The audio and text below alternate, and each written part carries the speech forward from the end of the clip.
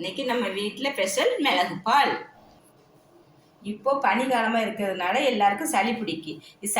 சளி பிடிக்காம இருக்கிறதுக்கு உங்கள் வீட்டில் இது செய்து குடிச்சு பாருங்க. மிளகு பாலை எப்படி செய்யறதுன்னு வீடியோ ஃபுல்லாக பாருங்க.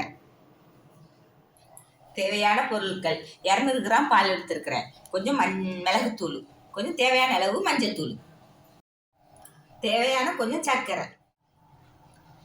இப்போ நம்ம பால், மஞ்சத்தூள், மிளகுத்தூள் போட்டு பால் காய்க்க போகிறோம். 200 கிராம் பால் எடுத்துருக்குறேன். இது இந்த பனிக்காலத்துக்கு தொண்டா இருக்கும், மூக்கு அடைக்கும், அதுக்கு இது போட்டு குடித்தோம்னா ரொம்ப நல்லது. இருமலுக்கு ரொம்ப நல்லது. இப்போ நான் பால் காய்க்க போகிறேன். இப்போ நம்ம பாலை அடுப்பில் வச்சாச்சு. இனிமேல் நான் மிளகுத்தூள் போட போகிறேன். மிளகுலே ஆகணும் இல்லையா?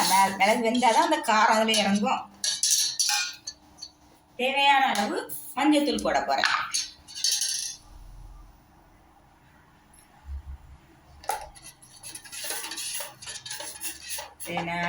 மஞ்சத்தூள், தேவையான கொஞ்சம் சர்க்கரை,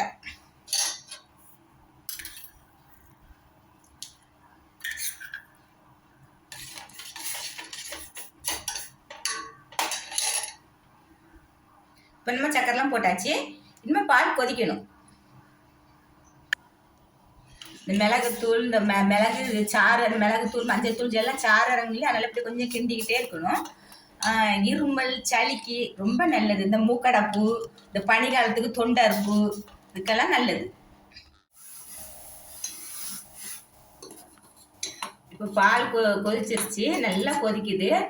கொஞ்சம் அடுப்பில் நம்ம வைப்போம். வச்சாதான் இந்த மிளகுல அந்த உரப்பு, அந்த சாறு கீழே இறங்கும், நல்லா பாலில் இறங்கும். மஞ்சத்தூள்லாம் நல்லா வேகணும் இல்லையா? நல்லா கொஞ்சம் அப்படி கிண்டிக்கிட்டே இருக்கணும். ஒரு 2 நிமிஷம் கிண்டினா போதும், நம்ம இறக்கிடுவோம். பால் நல்லா இப்போ கொதிச்சிருச்சு. நம்ம இப்போ இறக்க போகிறோம்.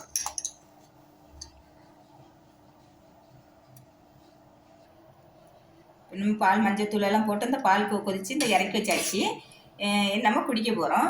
இது டெய்லி நீங்கள் அப்படி போட்டு மிளகு போட்டு மஞ்சத்தூள் போட்டு நீங்கள் குடிச்சோன்னா சளி பிடிக்காது, அந்த தொண்டை இருக்காது, மூக்கடைக்காது, சளியே பிடிக்காது. டெய்லி நீங்கள் ஒரு கிளாஸ் இப்படி குடிச்சிட்டு வந்துடலாம். இந்த பாலை வடிகட்ட வேண்டாம், அப்படியே குடிச்சிடலாம். இந்த இது உங்களுக்கு பிடிச்சிருந்துன்னா கமெண்ட் பண்ணுங்கள். இந்த வீடியோ பிடிச்சிருந்துன்னா கமெண்ட் பண்ணுங்கள், லைக் பண்ணுங்கள், சப்ஸ்கிரைப் பண்ணுங்கள்.